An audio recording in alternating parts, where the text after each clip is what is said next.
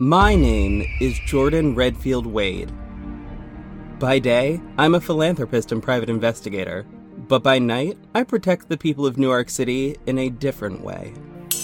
My name, champ, is RedWing. As she lay dying, I promised my mother that I would fight for those who couldn't fight for themselves, and I refused to let her down. I am the defender of New York City. I am RedWing.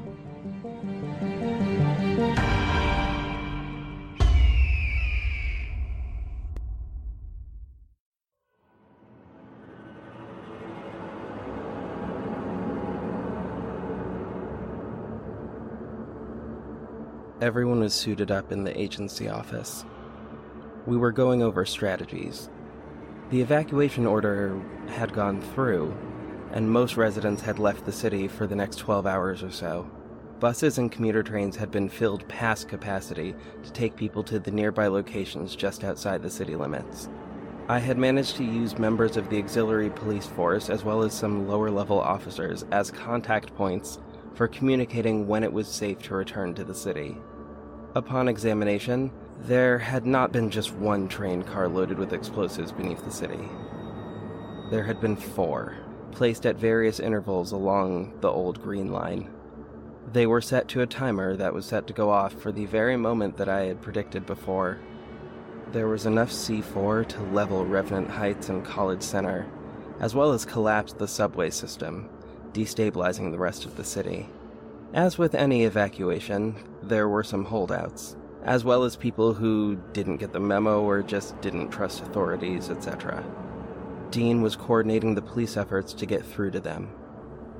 Remind me again why we can't just shut them off?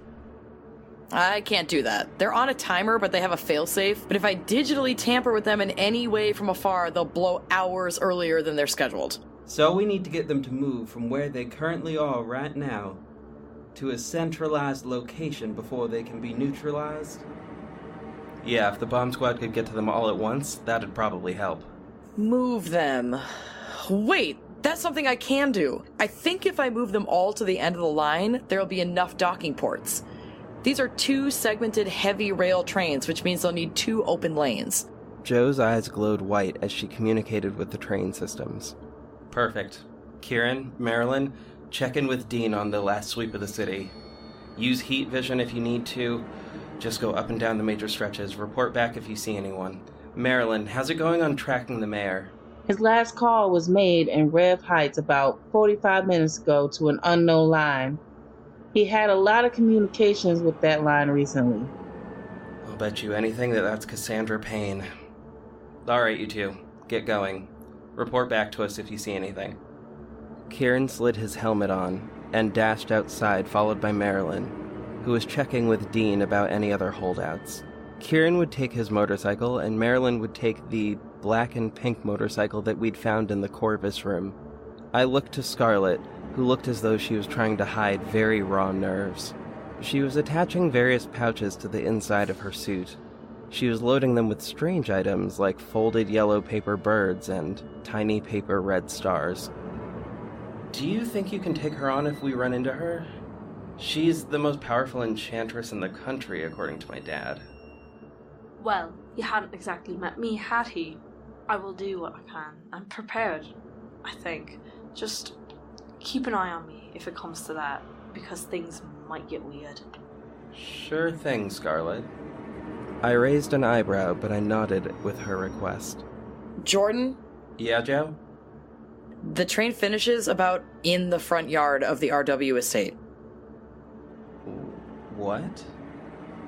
How's that even possible? Jo projected the map onto the screen next to her. I could see the little red lights sliding along the train path slowly. I saw that the trains were really going to wind up near the estate. There must have been a train station there all those years ago, which would make sense given my family's social programs that ran during the Great Depression, which was when these tunnels had been constructed.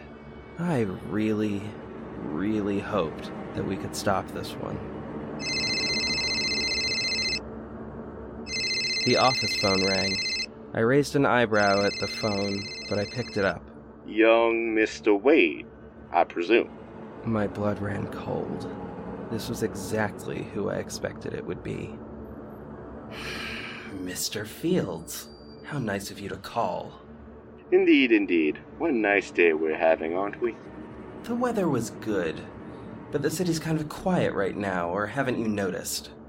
But not all quiet, is it? Still some stragglers here and there. Stragglers who wish they hadn't stayed behind. The city is about to get very loud. Okay, this banter has been fun, but cut the crap. What do you want? I suspect you already know the answer to that. What I know is we're about to ruin your entire plan, and you're gonna be real pissed by the end of the night. So how about you refresh my memory on what you think is gonna happen? Well, I want you to meet with me, of course. I need you to come to me for this next part. Go on. I'm waiting for you in a place that is significant to both of us. By now, you've solved my riddle, and you know who I truly am. And you know who my sons are. I sure do. I also know I kicked one of your sons' asses the other day, and that the other one wants you dead almost as much as I do. But you should get to the part where you tell me why that matters.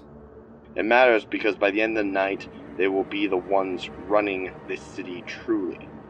And you will give this power to them willingly, or you will watch everything you love go up in flames and die. That's a lot of talk from an old man. What if I don't show up? You will come, because I have 3 creatures here before me who will suffer if you don't. For every minute past 8 p.m. that you aren't here, one of them will lose a finger. And after all the digits are gone, the city will be leveled. I was struggling to think of who he could have. All of my friends and family were in the room with me, or indeed were nearby, and I knew exactly where they were. Everyone I cared about was here or on their way to salvation. Who do you have? There was a pause, and then I heard a voice. Jordan? It's me. He's got us. He's got a young lady, a young kid, and me. We're safe for now, but... It was Tim. Bloody fucking Christ, it was Tim. And little Casey, and Ren. Fuck, I couldn't speak. My mouth felt dry. I could picture them, huddled up while this creature from the depths of hell terrorized them. I wanted to vomit. I was sweating. You have 30 minutes, Jordan. 30 minutes before I start dropping fingers and then bodies. You know where to find me. Let's end this. The line went dead. I hung up the phone, very aware of how much I was shaking. Joe was looking at me. Jordan, who does he have? He's got 3 people. He's got 3 people. Oh my god, Joe, I put them in danger, Joe. I felt a tear roll down my cheek. I shook my head, trying to shake the tears from my face. He'd done it. He'd rattled me. God damn it. I looked to Jeremy. Jer, there's something I have to tell you. This past day, in finding you and finding out you exist and getting to know you, you've changed my life, and I'm really proud to call you my brother. I'm saying this because there is a good chance that by the end of the night you will either hate me or we'll both be dead. Nah, Frey, come on. We gonna pull through this. I need you to know this now because there's a really big chance that if the mayor doesn't surrender, that I'm gonna have to kill him. Jeremy looked at me sharply. Be my guest. Also, look at you, coming round to the idea that some people are better off dead. Trust me, if I could do this without killing him, I would. Because I would rather see him brought to justice. But it's either him or the city, and I refuse to let this city die. Jeremy nodded and grabbed a special obsidian blade with a blue grip wrapping. He'd found the blade in the armory of the bunker, and when he found out that with a quick little spin, the blade expanded from a 7-inch knife to a full, serrated-edged sword, he claimed it as his own and named it Blue Feather. I'd found a matching one in red, and had named it Red Feather, and now I had that sitting next to Talon on my belt. Our weapons matched Jeremy's and mine, and the twin effect was pretty excellent. Guardians, let's go bag us a big one. Yes, let's. I noticed her fingers were sparking a little bit, and I smirked. We walked out into the back alley. Jer got on a blue and black motorcycle. I chose the black and red bike. Johanna climbed onto the back of mine, and Scarlett got onto the back of Jeremy's. Where is this bastard? We're heading to the estate. All right, Guardians, let's ride. The bikes roared to life as we tore out of the alley. We were only about 15 minutes away from the estate, and I assumed we'd get there a little bit early at the speed that we were going.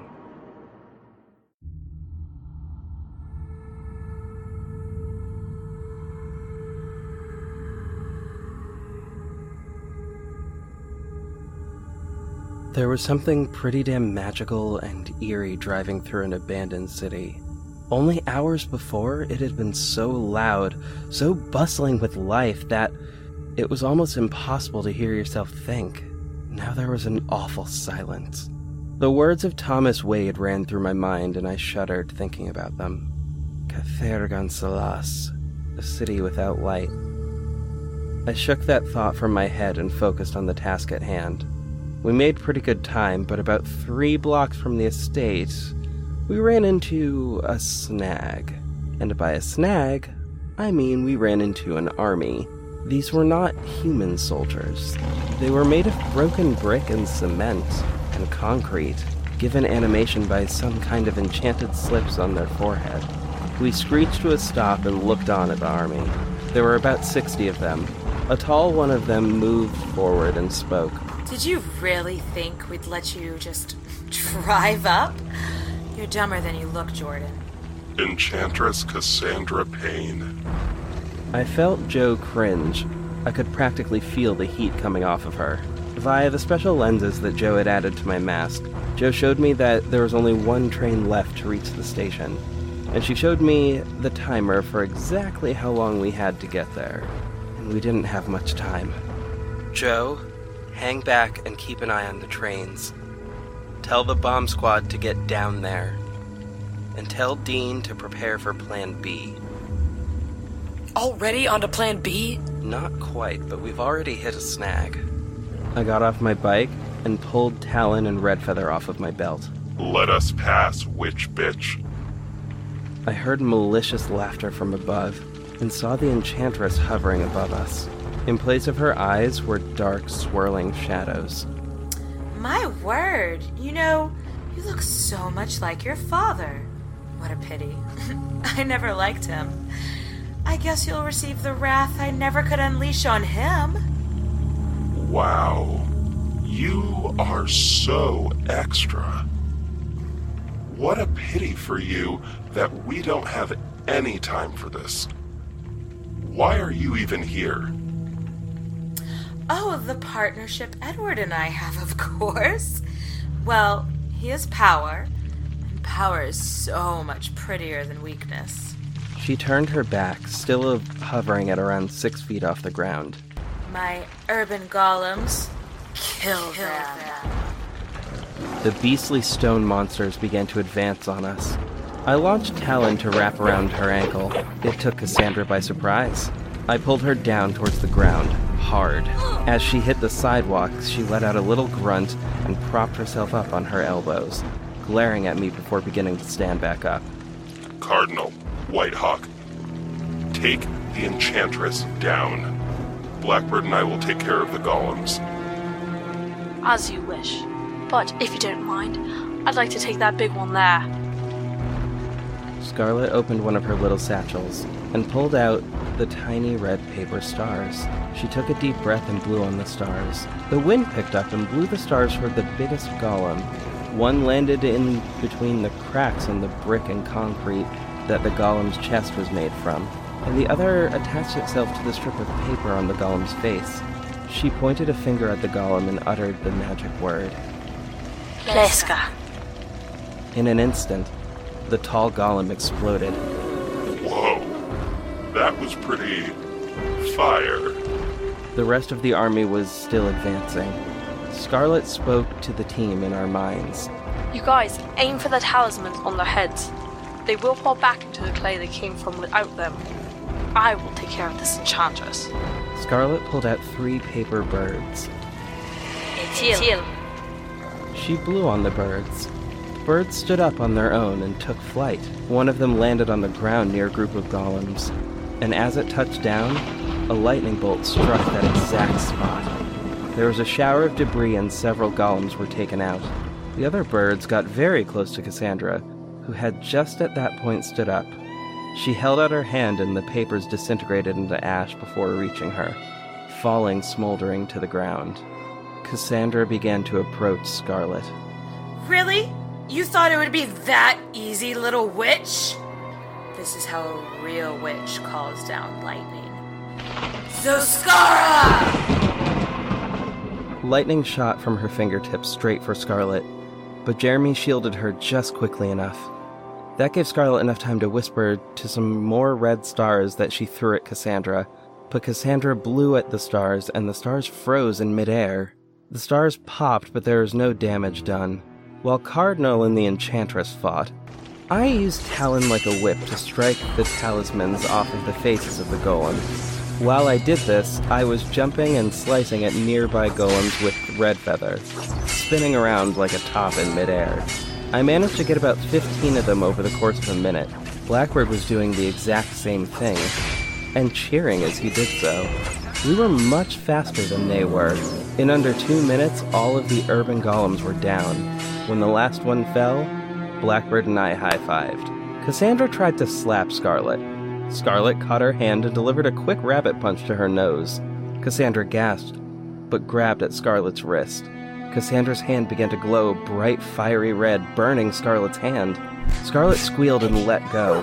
The 2 women began to fistfight, trading punches.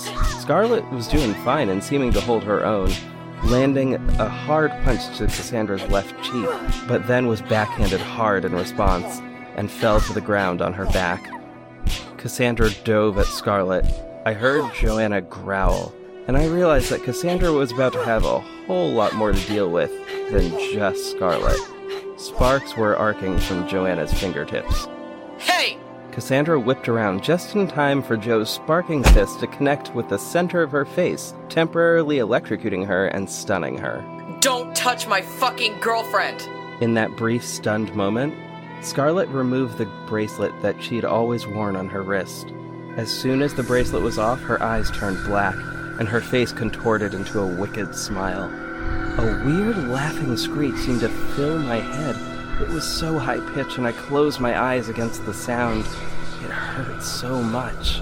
Scarlett's hand shot up and grabbed Cassandra by the throat. She lifted the old woman with one hand as they began to hover in midair.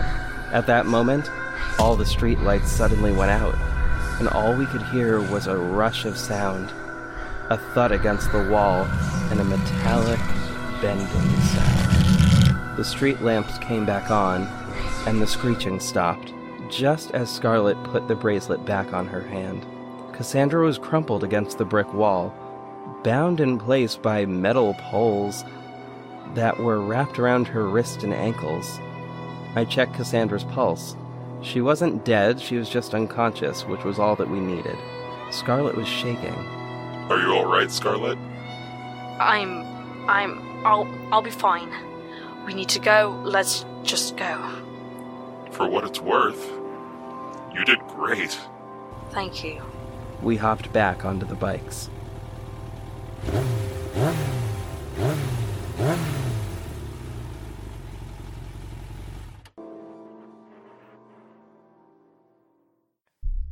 We reached the gate with 5 minutes left to spare. Rook and Sparrow were already there. I saw the police barricade around the gate. I saw Dean and Jared and 2 other officers that I recognized from the force. And as soon as Dean saw me, he nodded to me and took off running with Joe towards the tunnel. Plan B was in effect. Jared touched my shoulder, nodding as I passed. We're here when you need us. Thank you, Chief. We'll take it from here. The Guardian stepped onto the lawn of the estate. There was a swirling black cloud overhead that made it look like a tornado would strike. The cloud would occasionally spark up with lightning. Standing in front of the marble steps to enter the estate stood Mayor Edward Fields. He was wearing a three-piece suit and a bowler hat, both in white. Standing next to him, wearing a black pleather tank top, dark camouflage pants that I, of course, recognized, and a gold crown on his head, was the prince himself, Alejandro Parcelli. Bound and gagged at their feet were Tim, Ren, and Casey. My heart lurched. In general, they looked fine, just scared, and to be honest with you, I couldn't blame them. I drew Redfeather from my belt. I spun my wrist while walking forward, flicking Redfeather towards its full length. Funny. I didn't think the devil could wear white. I think you'll find that a god king wears what he wants. He smiled like the Cheshire Cat. I'm gonna give you one chance to let these hostages go. You can take your little protege there and leave this city in peace. I'm giving you this one moment to surrender. Why would I do that if I'm about to gain all the powers of a god? This doesn't make any sense. Why would you have to level the city to gain power? Remember when I said I wanted the people to stand up for themselves? I'm leading by example. I'm taking what I want, nay, what I deserve. Why don't you drop the disguise? I know who you are. I only regret that it took me so long to see it. I won't be doing that. I'm the mayor. This face is too important. Well, that's too bad. I wanted to give you the option to do it first. Not sold. The night before, when the realization had dawned on me exactly who Mayor Edward Fields was, seeing his plan laid out, I asked Scarlett for a few pre-made spells to assist me. This one would reverse any glamour or disguise spell. A line of light sparked from my palm and hit Mayor Fields on the forehead, causing him to cry out and fall to his knees, gripping at his face. A few light blue sparks formed around his face, cracks appearing in his skin. Al looked on at his mentor/keeper in horror, coming to the realization that he had been deceived all of this time. The pale peach skin on the arm shattered like glass, revealing dark brown skin. He let go of his head and straightened up, revealing his true identity. Before us stood Isaac Redfield Wade, my uncle, my brother's father, and the man responsible for so much unfortunate death and destruction in my fair city. Jeremy gasped and dropped Blue Feather, falling to his knees. Isaac tipped his hat to me. I wasn't expecting that. But I'm not surprised. You are your mother's son, after all. Don't you dare mention my mother. You spineless bastard. I turned to look at Jeremy. You stole me from this life, from my own brother. You neglected me, and then you just gave me up. You let me think you were dead. Well, of course I did. You were a goddamn disappointment then. And you still are, aligning yourself with weak trash like these jokers here. I guess your blood's weaker than your brother's, and I'm not surprised. Silence, Jeremy! Jeremy stopped speaking, and couldn't say anything more no matter how hard he tried, which confirmed another thing that I had suspected about the mayor. He could take other people's powers. Tell me, Jordan, how'd you find out it was me? It was your name. And the fact that I found out that I had a brother. You see, Jeremy's last name is Fields, just like yours. At that point, it was merely a matter of figuring out the anagram of Edward Fields. And you guessed it, it's Redfield Wades. And then it all came together, right after Antonio tried to kill me. Oh, what else did you find, boy? You are the reason that my mother and father are dead, and you are also the reason that Alejandro's mother is dead. Alejandro, are you aware that this man killed your mother? Alejandro looked from me to Isaac, and then glared back at me. That is not possible. About a week before my parents met their end at the barrel of your father's gun, a man named E.I. Fields moved up here from Bayou City, accompanied by a woman named Sandra Fields. He knew your family and decided he wanted to raise you up to be the criminal you are now. Figured you would be an excellent tool, with your dad's ability running through your veins. He figured out how to get you and get your parents out of the way so he could run undetected for office and run the criminal underworld as well. So, one night, he killed your mother in a dark alley wearing my dad's old suit from the glory days. Your father thought that it was my father and retaliated by killing my mom and dad. After losing his wife, your father slowly went mad, blaming my entire family for the demise of his. And then when you came out to him and told him that you had feelings for me, well, that did him in, and that is why he disowned you. And that is exactly what Isaac here had planned for. Isn't that right about when the mayor took you in, showed you how to use your powers, and how to get your way? I paused to watch Alejandro's face as he realized that he'd been a pawn this entire time. The only thing I don't understand, though, is how, Mayor, you won that election. No one in this city knew who you were, and yet you won by a landslide, with little to no history as a politician. Isaac's smile returned, but his eyes remained narrow. He pulled a vial from his coat pocket. A black, swirling liquid swirled around inside. I'm glad you asked, because it's exactly what's going to happen now. In fact, I'll show you how. He turned to face Alejandro. Some things he is saying are true, Alejandro, my son. I did kill your mother, but I did so because I saw potential in you, things no one else saw. I knew you could ascend to godhood with me, as you will shortly. I saw potential in you, but your mother, she was weak and trying to hide you from her power. She was unworthy of her power, so I simply took it from her. This here is the essence of what power looks like. This power is one I've been waiting to give you until today, the day of ascension. Drink this, and you should become the God Prince of Shadows! Alejandro took it and swallowed it obediently. Isaac put a hand in the center of Alejandro's chest. Adu Komos. Alejandro dropped to his knees, clutching at his heart and growling in pain. The veins under his skin near his chest became black. The veins near his eyes also blackened, and when he opened his eyes, they were completely, entirely black. His screaming slowly morphed into a terrible laughter.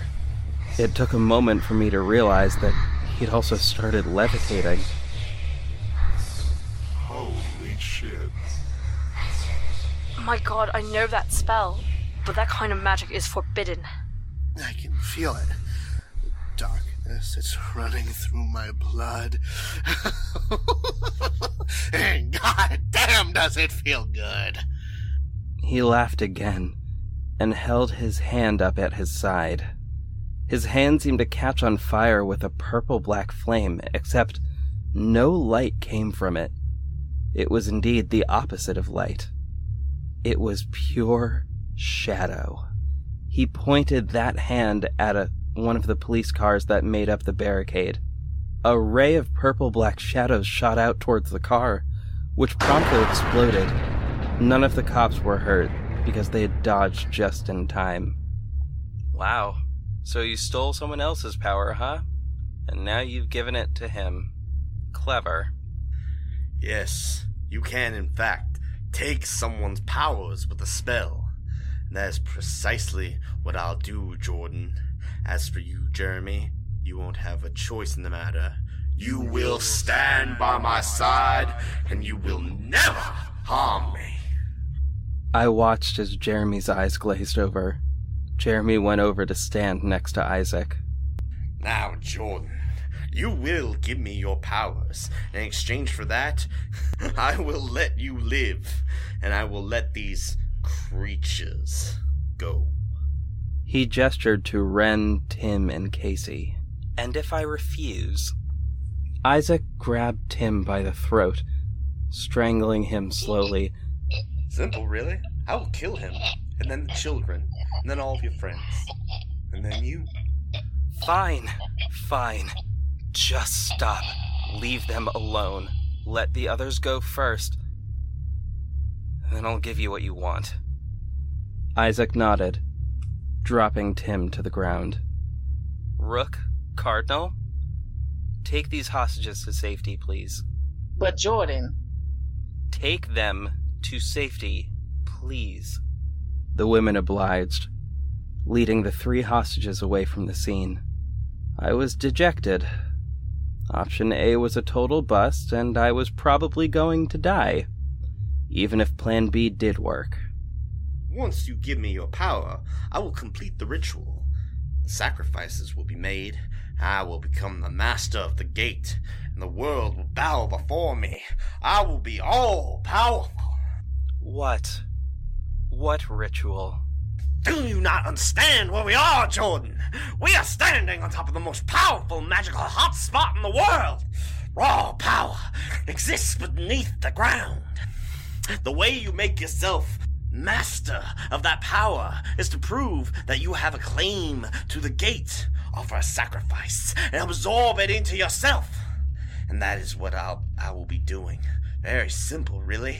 You see, I own this city, as its mayor is under my command. When I take your powers, I will own the gate and the estate, which is the entrance. And for a sacrifice, I will sacrifice part of the city so it can rule the entire world. My eyes went wide. My God, that was his full plan. There was much more at stake here than I ever thought possible. At that moment, the most blessed thing happened. Johanna spoke to me on the speaker and said the 2 most beautiful sentences I've ever heard. RedWing and Blackbird, the bombs have been taken apart. Dean is in position and Plan B is a go. Be careful and don't die. I looked up at Jeremy. He winked at me. He got the message as well. You know, Uncle Isaac should have been more specific. He said that Jeremy couldn't hurt his father, but he didn't say anything about dear old Alejandro. Like lightning, Jeremy grabbed Alejandro's floating leg and brought him straight to the ground. He rabbit punched Al in the nose to stun him and then put cuffs on him. He looked up at me and then nodded. I activated the second spell that I'd prepared. Arsui al-Kerkal. There was a pop, and Jeremy and Alejandro were gone. I felt a lot of the energy drain out of me. I'd set up that spell to send someone to a jail cell. By my thought, Alejandro didn't deserve to die. He'd been played like a fiddle, and to be quite honest with you, I didn't blame him for believing the story. Isaac didn't even have time to react before Dean was behind him, cuffing his hands behind his back and cuffing his leg to the C4 from the subway car. Dean punched Isaac in the back of the leg. Isaac buckled. But that wasn't part of the plan. Dean began to punch Isaac even more, and I saw that his eyes were glowing green again. I ran over to him and shook him. "Dean, stop! You have to go!" The rage-filled, green-eyed Dean stared at me blankly. I paused for a second. Then I knew what I had to do. I grabbed Dean's face and I kissed him. I thought about all the times that we'd held each other and all of the happy moments that we'd ever had, and I poured all of them into that kiss. Dean didn't at first kiss back, but then he started to. As soon as he did, I stopped. His eyes were back to normal. "Now go, Dean. Help the others. I'll be fine." I was lying. Dean could see that I was lying. He hesitated, and then he kissed me one more time. "I will always love you, Jordan." "I will love you always, Dean Morgan." He gave me one more broken look before turning away and running towards the barricade. I looked down at Isaac, the last of the old guard, the man who wanted to put me through so much hell, the man I was about to destroy along with myself. "So, you want power, eh? Do you know how much force is in this bomb? The one that you rigged to go off in the next minute?" You think killing me will stop anything? Isaac laughed, ignoring the pain from the leg that Dean had broken.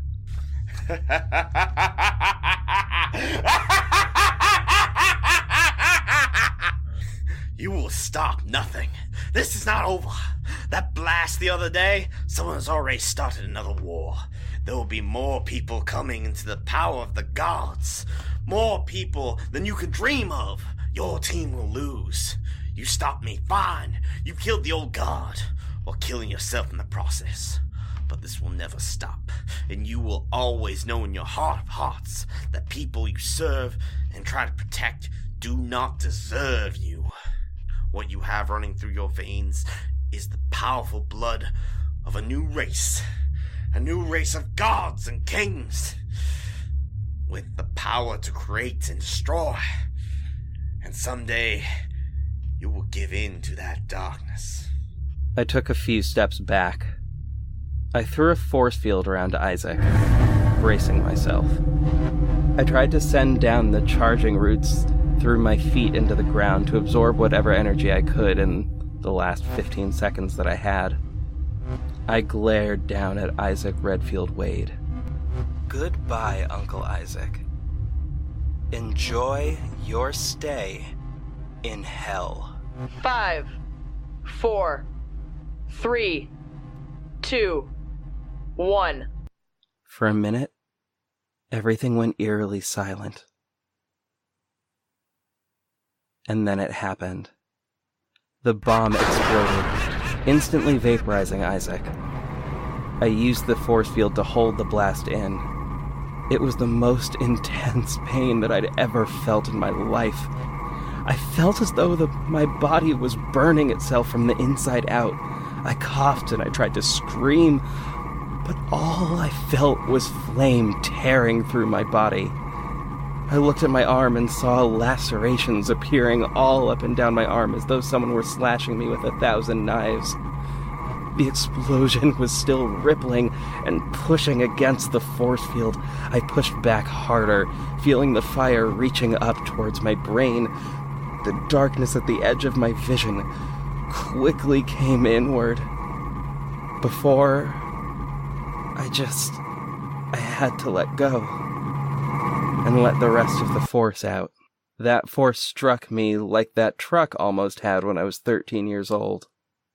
I flew through the air before slamming against the bronze gate lining the property and losing consciousness.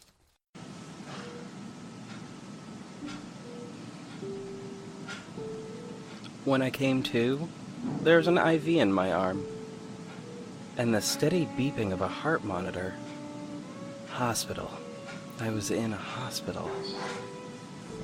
Oh my god. I survived that? I tried opening my eyes, but things felt a little too bright, so I shut them again. suddenly unsure if it was worth surviving if even the light was hurting me. I winced and realized that my hand was being held. I squinted and looked at my hand. Dean was there, holding my right hand and resting his head on my lap. I opened my eyes a little further, and I saw Jo resting her head on Jared's chest. They were sitting in the chair by the door. There were flowers on the bedside table. And Jell-O. There was a tarot card sitting in the flowers, so I had assumed they had been from Scarlett. Marilyn and Jeremy were sitting next to Jared and Jo. That's when I realized I wasn't in a hospital. I was in my childhood bedroom in the estate. Keiran had just come in and was checking the IVs. He must have brought these in from somewhere, from some hospital setting. Scarlett entered the room closely behind, carrying some snacks for people. Keiran noticed I was awake somewhat, and he gave me a smile. Hey, bud. How you feeling? Feel like I was thrown against a brick wall or something. More like an iron gate, but point taken. Oh, right. By the way, Tim left this for you. Keiran handed the folded letter to me. I held it in one hand and read the letter to myself. Dear Jordan, thank you for saving my life. Your secret is safe with me. Don't tell anyone about the mayor. My family and I are going into hiding. Maybe one day we'll see each other again, as old friends. Sincerely, Tim. I smiled as I finished the letter. I closed my eyes and took a deep breath. I went back to the exercise that Jo and I had figured out all of those years ago. I imagined roots sprouting out, this time from my back, stretching all the way down to the ground, until they reached the energy. They began to absorb the energy into me, and gradually, the pain got less intense. Once I soaked up as much as I could bear for that moment, I smiled and sat up a slight bit. I felt sore, but that made sense given the circumstances. Feeling me move, Dean woke up. Oh, Jordan. Dean squeezed my hand lightly. I giggled a bit. I may have survived the mad attacks of a crazy lunatic, but this was a pretty cool thing to wake up to. How long was I out? 3 days. Oh. Wow. Okay. Yikes. So, I'm guessing you and Tim talked? Dean kissed my hand, a half-smile playing across his face. We figured we should wait till you were awake. When were you two gonna tell me about the first date? After saving the world, obviously. Oh, and, Dean, when exactly were you gonna tell me about Tim? In fairness to me, we were broken up when I met him, and you weren't speaking to me. Dean looked into my eyes, imploring me to forgive him. Not just for not telling me, but for ever making me doubt him. Dean, I forgive you. We need to get that rage under control, though. You could have died. If you'd stayed any longer, I wouldn't have been able to save you. I know.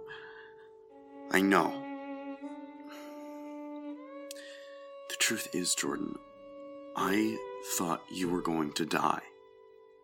And if you were going to die, I wasn't going to let you die alone. You are everything to me. That will always be true. And, well, I aim to show you that every day. Dean placed something in the palm of my hand. So, if you'll have me. I opened my hand. It was my mother's engagement ring. It was a gold claddagh ring, with the lower shank styled to look like a Celtic knot. The stone in the center, the heart, was made of ruby. I looked up at Dean, a smile growing across my face. Only if you'll have me too. Dean stood up and pulled out a matching ring. He placed the ring he was holding on my left hand, heart facing out. I placed the ring he had handed me on his left hand, heart facing out. My heart skipped a beat. Dean leaned down and kissed me. I reveled in how soft my fiancé's lips were. Everyone in the room applauded. When it was over, Dean sat back down. I smiled. My heart felt all aflutter. Everything felt right in that moment. We just sat there for a few seconds. And then I remembered that my fair city, Newark City, currently didn't have a mayor, because I had helped blow the mayor up.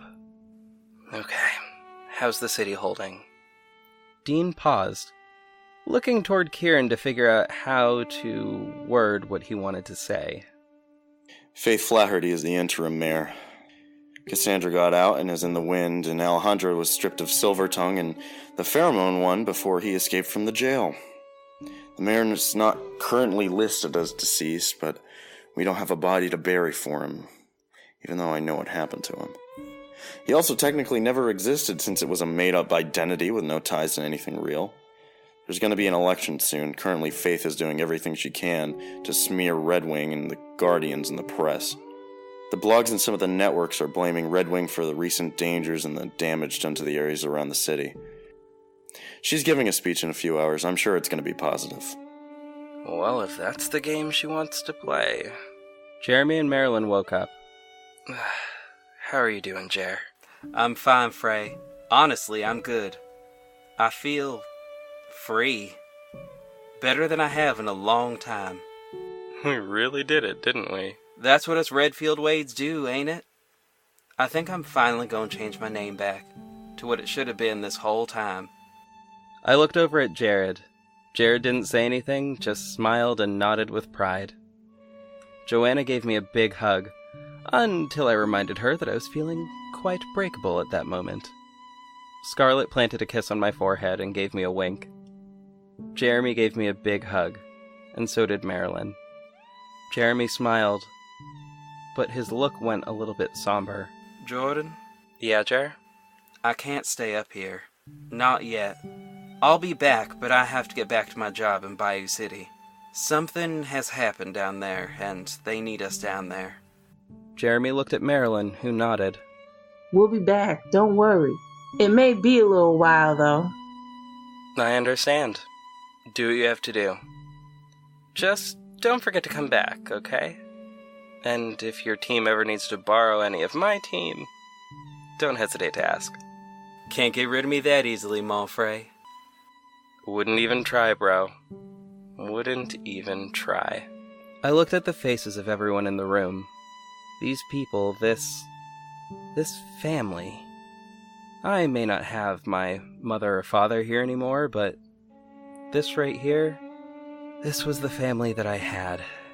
This is all the family that I needed. And they were perfect. I turned back to Jeremy and Marilyn. Listen, before you both go, I need a bit of a favor. You got it, Frey. What you have in mind? Faith Flaherty finished applying her bubblegum pink lipstick and straightened her pink skirt. She had a canary yellow blouse on and a pink blazer with rhinestone buttons. Her hair was pulled back into a tight bun, but rethinking that decision, she let her hair down to serve some Elle Wood's Legally Blonde realness. Time to speak to my people. Meow. Knock 'em dead, gorgeous. She spoke to her reflection. She smiled broadly, winked at herself, and then turned away from the mirror, looking not unlike a fluffy pink cloud. She waved her hand high at the onlookers as she walked toward the podium. Standing next to the podium was Chief Lovelace, arms crossed and an expressionless face. Interim Mayor was tacked onto the front of the podium. The cameras flashed, every news center and TV station began their broadcast, and viewers at home were tuned in to hear the official statement about why they were evacuated and where Mayor Fields could have possibly vanished to. The police officers were under very strict orders from the chief as a matter of national security to not discuss what they had witnessed. Faith did not acknowledge the chief as she approached the podium and the microphone. Chief Lovelace rolled his eyes and whispered, "Any time now," under his breath. Faith began her speech. Ladies and gentlemen, people of Newark City, I am your interim mayor, Faith Flaherty, founding Family Council Chair. I'm sure that you have questions and concerns about the evacuation, property damage, and Mayor Fields' disappearance. I believe the lone vigilante, known as RedWing to most, is responsible for all those things, and he needs to be held accountable for his actions. Our police force is working around the clock to see him brought to justice. She never got to finish that sentence. At that moment, the speakers played the sound of a person politely clearing their throat, really loudly into a microphone. The billboard opposite City Hall suddenly changed image. On screen, a masked face appeared in close-up, before backing up a smidge to get the full torso in the frame. Is this thing on? Oh, okay. Right, cool. Hello, citizens of Newark City. I hope you are all well and rested after a few days of non-paid leave via evacuation. I am, of course, very sorry for any inconvenience that caused people. But you see, we needed you to be out of the city in the event that something went wrong. We always have your safety on our mind, as that is our main purpose. I am here to tell you the truth about what was going on in our fair city. A few days ago, police discovered bombs in the subway, and they sought help of a private detective who reached out to us. The man who planted them was Mayor Fields, who had plans to level Revenant Heights, College Center, and part of Falcon Village. We could never understand his reasoning for this, but we have discovered a deeply mentally disturbed man who had stolen the identity of another human being. We foiled his plan, and he will no longer threaten our great city. Now, I know a lot of you out there think that I'm some kind of criminal, or otherwise some kind of ne'er-do-well, but I promise you, I am not. I work directly with the NACPD, and I remain compliant with their laws at all times. It is an honor to protect and serve you as they do. This city is my home, just as it is yours. And 3 days ago, someone threatened our fair city. In a very brief period of time, it took everyone working together to evacuate this city in under 2 hours. I witnessed people offering help to their older neighbors. I witnessed people guarding each other from hurt, lending an arm when a neighbor was unable to stand. I was overcome with that level of love that exists in our city.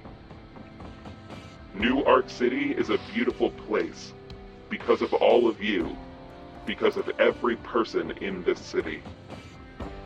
I wanted to introduce myself to you today, but it's not just me anymore.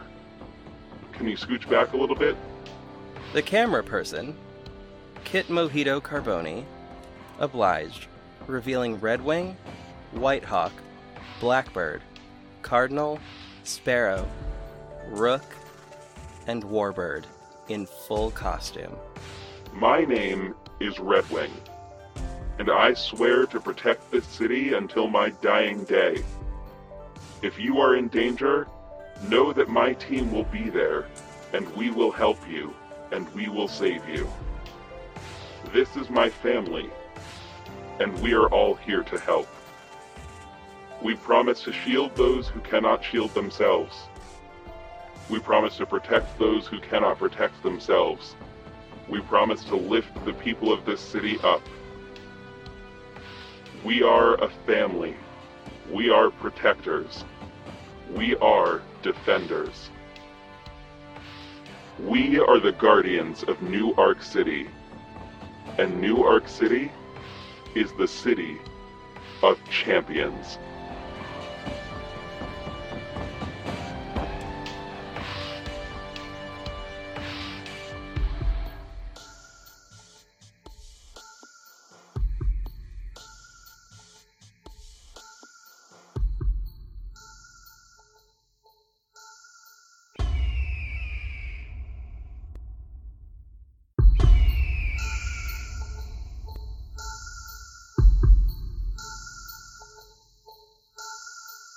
Thank you for listening to RedWing, the audio drama podcast.